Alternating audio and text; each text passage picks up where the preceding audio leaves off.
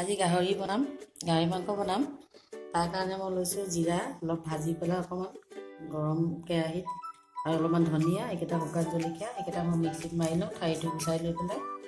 তাৰ কাৰণে 1 কেজি মাংস, আৰু ইয়াত লৈছোঁ বিলাহী, আৰু আদা নহৰু আৰু কেঁচা জলকীয়া পেষ্ট, আৰু এই পিঁয়াজ আৰু লাই পাত দি বনাম। তেলটো কমাই দিম, মানে এনেও গাহৰি পৰা আপোনাৰ হেৰি ওলাব, তেল ওলাব।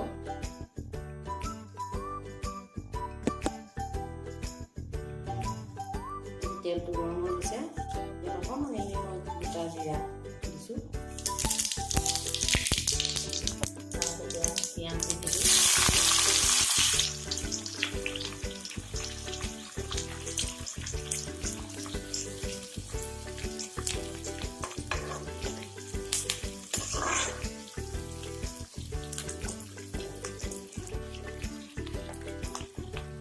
পিঁয়াজ অকণমান গোলপীয়া কালাৰ হৈছে, এতিয়া মই আদা নহৰু পেষ্টখিনি দি দিছোঁ।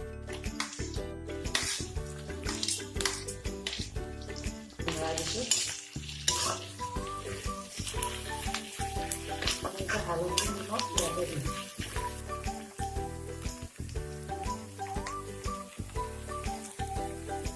টেমাটো মাৰি দিলোঁ, মই ইয়াতে হালধি দি দিছোঁ।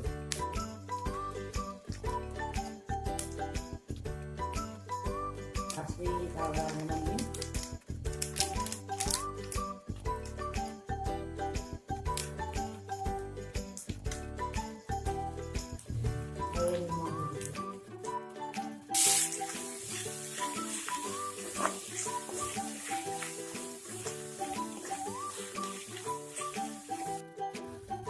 আদা নহৰু গোন্ধটো হৈছে, এতিয়া মই মাংসটো ইয়াত দি দিম।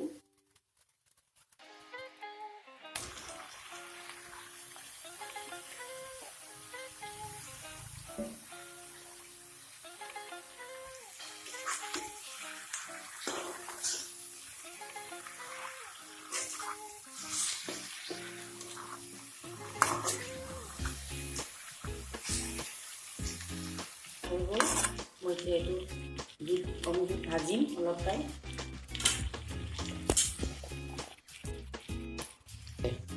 এতিয়া মই ঢাকনি লগাই দিছোঁ। মাংসটো অলপমান হোৱালৈকে মই মছলাটো পিচি লওঁ।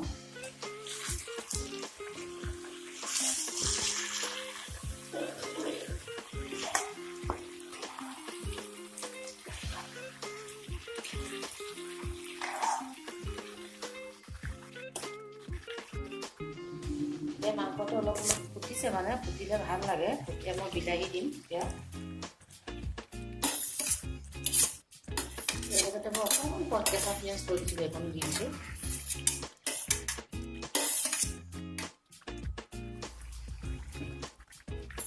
এতিয়া মই লৰাই দিম।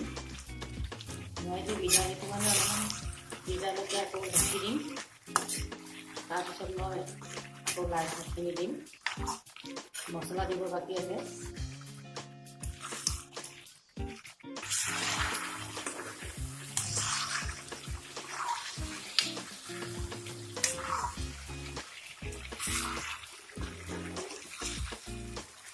এই মিক্সিত মাৰি লোৱা মছলাখিনি মই এতিয়া দিম। মছলা নিদিয়াকৈও অৱশ্যে বনাব পাৰি, কিন্তু মছলাকণ দিলে মানে গাহৰি মাংসটো মানে যিটো গোন্ধ থাকে, সেইটো গোন্ধ নোহোৱা হয় আৰু। সেইটো কাৰণে বেছিকৈ শুকান জলকীয়া দিছোঁ। মছলাখিনি মই লৰাই দিছোঁ।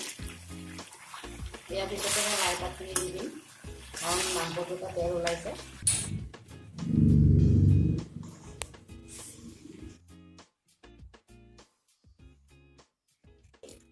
মই কাটি নিদিওঁ, এনেকৈ আচলতে পাতটো এনেকৈ মানে মই এনেকৈ চিঙি দিম। এনেকৈ খাই মানে টেষ্টটো বেলেগ লাগে। কোনে কোনে খাই পাইছে কমেণ্টত এনেকৈ জনাব, বনাই খাওঁ।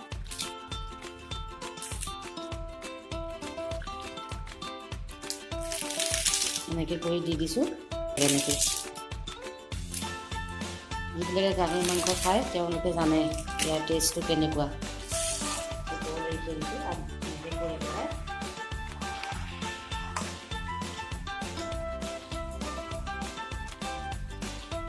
লৰাই হৈ গ'ল, এতিয়া মই ঢাকি দিছোঁ অলপ টাইমৰ কাৰণে। মাংসটো হ'ব হৈছে মোৰ, এই চাউল লৰাই পেলাই নাই।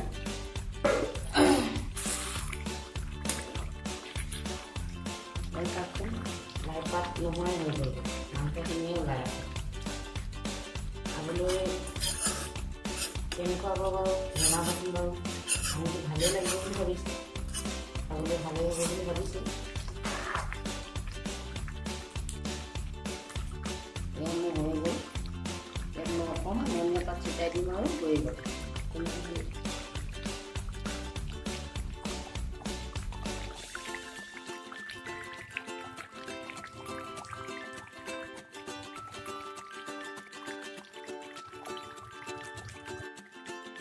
অলপমান ধনিয়া পাত চিঙি পেলাই দি দিছোঁ, মোৰ নমাব মানে হৈ গৈছে, হৈ গ'ল আৰু এনেকুৱা হৈছে বনাবচোন। এই লাই পাত নাইকিয়াই হৈ গ'ল, হৈ গ'ল।